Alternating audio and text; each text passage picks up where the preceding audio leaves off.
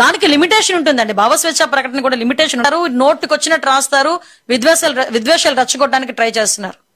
పవన్ కళ్యాణ్ గారికి, చంద్రబాబు నాయుడు గారికి, ఇప్పుడు జనసేన కార్యకర్తలకి, టీడీపీ కార్యకర్తలకి ఆ అండర్స్టాండింగ్ ఉంది కాబట్టి సరిపోయింది. కానీ ఏదైనా వీళ్ళు చేసిన పనులకి ఏదైనా తేడా వస్తే ఏ పరిస్థితులు వస్తాయి? అప్పటి నుంచి ఇప్పటి వరకు ఇంకా హోమ్ మినిస్టర్ అయినా, ఇప్పటికి సీఎం అయినా చంద్రబాబు నాయుడు గారు అదే మాటలు ఎందుకు భయపడాలి? ఈ రోజు నేనే కాదండి, బ్రహ్మిణి గారి గురించి, భువనేశ్వరి గారి గురించి, సునీతమ్మ గురించి.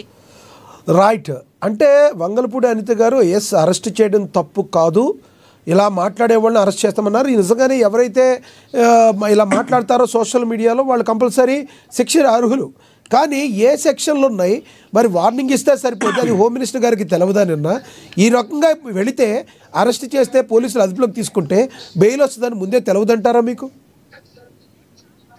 సార్ ఇప్పుడు వెంకటరెడ్డి అనే అతను ఏదో మాట్లాడాడు కాబట్టి, ప్రభుత్వం పైన ఒక హత్య కేసుని ప్రభుత్వమే చేపించింది అని మాట్లాడాడు కాబట్టి, ఆ చట్ట ప్రకారం ఆయన మాట్లాడిన విధానాన్ని బట్టి ఏ సెక్షన్ అప్లై అవుతుందో అదే సెక్షన్ అప్లై అవుతుంది.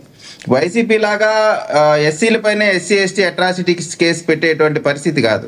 ఇప్పుడు ఆయన మాట్లాడినటువంటి మాట పైన ఎవరో కంప్లైంట్ ఇచ్చారు, ఆ కంప్లైంట్ మీద అరెస్ట్ చేశారు అంతే. దానికి ఏదో పెద్ద భూగోళం బద్దలైపోయినట్టు, వెంకటరెడ్డి గారు ఏదో స్వాతంత్ర సమరయోధుడు, ఆయన స్వాతంత్ర సమరయోధుడు కాబట్టి ఆయన అరెస్ట్ చేశారు కాబట్టి ఇక ఆంధ్రప్రదేశ్లో ఉన్నటువంటి మొత్తం కూడా ఏదో భూగోళం బద్దలైనట్టు వైసీపీకి సంబంధించిన శ్రేణులు, ఇది మీడియా ఇవన్నీ కూడా చూస్తూ ఉంటే వీళ్ళకి ఏం అంశాలు లేక ఈ అంశం పైన పట్టుకొని ఎలాడుతూ ఉన్నారు.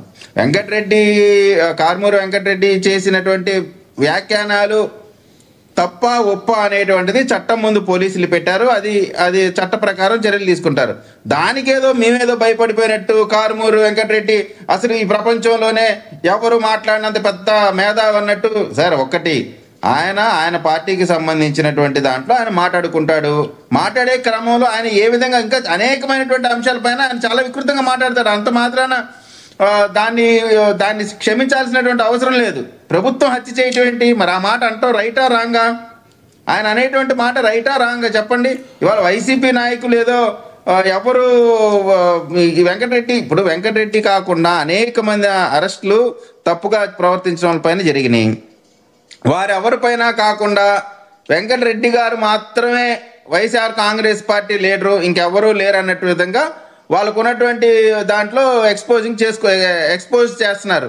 సరే, వాళ్ళు ఎంత ఎక్స్పోజ్ చేసినా ఇక్కడ జరిగినటువంటి అంశం వెంకటరెడ్డి అనే అతను ఒక పోలీస్ ఆఫీసర్ చనిపోయినటువంటి అంశం పైన దాన్ని ప్రభుత్వానికి ఆపాదించి ప్రభుత్వమే చంపించింది అనేటువంటి విధంగా మాట్లాడాడు. దాన్ని కేసు పెట్టారు, అరెస్ట్ చేశారు. చట్ట ప్రకారం ఆయన పైన ఇప్పుడు ఆ కేసు కాకుండా ఏదో ఒక 7 సంవత్సరాల కంటే అబోవ్ శిక్ష పడే సెక్షన్లు ఏం పెట్టలేదు కదా. ఆయన అన్న తప్పుకి తగ్గ సెక్షన్ మాత్రమే పెట్టి దాని ప్రకారం కోర్టులో పెట్టారు. కాబట్టి ఇది అంత పెద్ద ప్రాముఖ్యమైన అంశంగా నేను భావించట్లేదు. అతను చేసినటువంటి వ్యాఖ్యానాల్లో ఉన్నటువంటి సారాంశాన్ని బట్టే సెక్షన్లు పెట్టారు.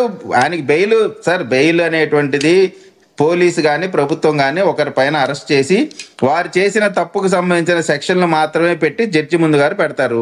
ఇక బెయిల్ ఇవ్వకపోవటం అనేది జడ్జి యొక్క డిస్క్రిప్షన్ పవరు. ఇప్పుడు మీరు ఒక బాక్స్లో వేస్తా ఉన్నారు, పెద్దిరెడ్డి వీళ్ళందరూ కూడా వెళ్ళి అనంత వెంకటరామరెడ్డి మొత్తం పోయారు. గతంలో ఇక్కడే గుంటూరు జిల్లాకు సంబంధించినటువంటి ఒక వ్యక్తి రాప్తాడుకి సంబంధించిన మన పరిటాల శ్రీరామ్ గారి గురించి, పరిటాల రవి గారి గురించి అక్కడికి వెళ్ళి ఛాలెంజ్లు చేసి తొడలు కొట్టి అనేకమైనటువంటి అంశాలు చేశారు. వాళ్ళు ఏదైనా రెచ్చగొట్టి ఏదో రకంగా చేయాలనేటువంటి అంశం. కానీ ఈ రోజున అటువంటి పరిస్థితి ఎక్కడా లేదు. మేము ఎవరిపైనా కూడా ఆ విధమైనటువంటి మాటలు మాట్లాడలేదు. తొడలు కొట్టి రండి తేల్చుకుందాం అనట్లేదు. మేము క్లియర్ కట్గా వెంకటరెడ్డి గారి ఇష్యూ ఒక కంప్లైంట్ వచ్చింది, కంప్లైంట్లో ఆయన క్లియర్గా ప్రభుత్వానికి ఆపాదించారు, ఆ సెక్షన్ మాత్రమే పెట్టాం.